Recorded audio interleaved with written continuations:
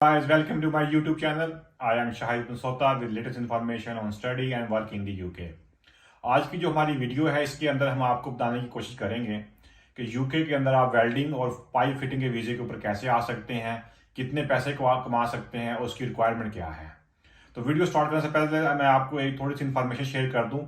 ये वेल्डिंग का जो शोबा है इसके हवाले से इसका बैकग्राउंड क्या है। वेल्डिंग का जो शोबा है यूके के अंदर, जो यूके की जो माइग्रेशन एडवाइजरी कमेटी है उसने इसको शॉर्टेज ऑक्यूपेशन लिस्ट के अंदर डाल दिया है। यानी कि इस जो शोबा है इससे जो वाबस्ता लोग हैं उनकी शॉर्टेज है।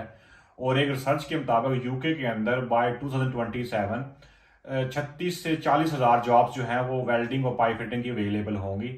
और इस शॉर्टेज को वो लोकल लेवल पे ऊपर पूरा नहीं कर सकते, इसलिए वो इनकरेज कर रहे हैं कि दुनिया से और लोग आएँ और जो इस शॉर्टेज का है वो फिल किया जा सकते हैं।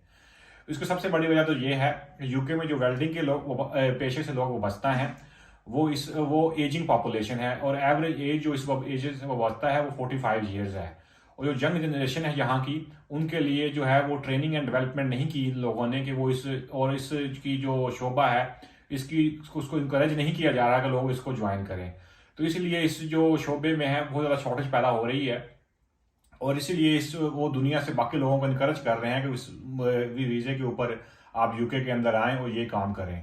तो इसके अंदर इसकी एक और वजह ये भी है कि जो ब्रेक्सिट जो के हुआ है जिसमें बरतानिया ने छोड़ दिया है यूरोप को, और जो फ्री मूवमेंट थी वो खत्म हो गई है। मतलब यूरोप से जहाँ पे लोग आकर ये काम नहीं कर सकते हैं उनको आने से पहले वीजा अप्लाई करना पड़ेगा। और बहुत सारे स्किल्ड लोग वेल्डिंग से वाबस्ता यूरोप से जो है वो आते थे बरतानिया में काम करने के लिए। ये इसकी वजह ये भी है। उसके अलावा जो इंडस्ट्रीज हैं जिनके अंदर ये शॉर्टेज है उन सबसे पहले जो है वो कंस्ट्रक्शन है जहाँ पे वेल्डिंग और पाइप फिटिंग की शॉर्टेज है। उसके बाद ऑयल एंड गैस की इंडस्ट्री है। उसके बाद रिपेयर्स एंड मेंटेनेंस की जो इंडस्ट्री है उसके अंदर है। और उसके बाद रिन्यूएबल एनर्जी और विंड मिल के जो प्रोजेक्ट्स हैं उसके अंदर इन अफराद की बहुत ज़्यादा ज़रूरत है। तो अगर आप इस यूके में इस वीज़े के ऊपर आए तो आप पाकिस्तानी 10 लाख रुपए तक कमा सकते हैं। और जो एवरेज सैलरी है वेल्डिंग की वो तकरीबन 40 हज़ार पाउंड है।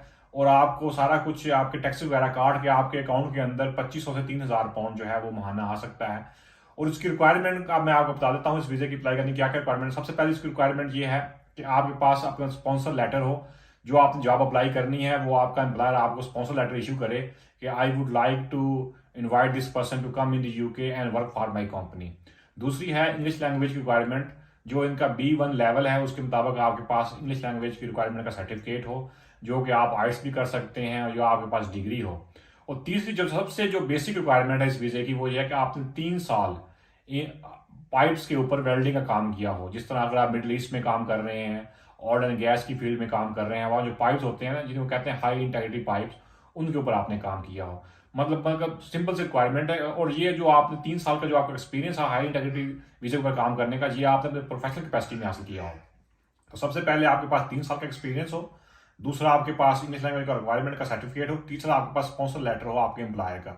तो आप ये वीज़ा अप्लाई करें, अप्लाई करके आप यूके में आ सकते हैं और इस वीज़े के ऊपर आप अपनी फैमिली को भी ला सकते हैं। और अगर आप इस वीज़े के ऊपर आएंगे तो ये स्किल कैटेगरी का वीज़ा होगा। तो 5 साल के बाद आप इंडेफिनिट लीव टू रिमेन जिसे कि परमानेंट रेजिडेंस कहते हैं उसके लिए क्वालिफाई कर सकते हैं। और इसके 1 साल के बाद आप ब्रिटिश सिटीजन भी बन सकते हैं। तो thank you very much for watching my YouTube video. If you have any question please do send in the comment section and I would more than happy to answer your question. Thank you very much.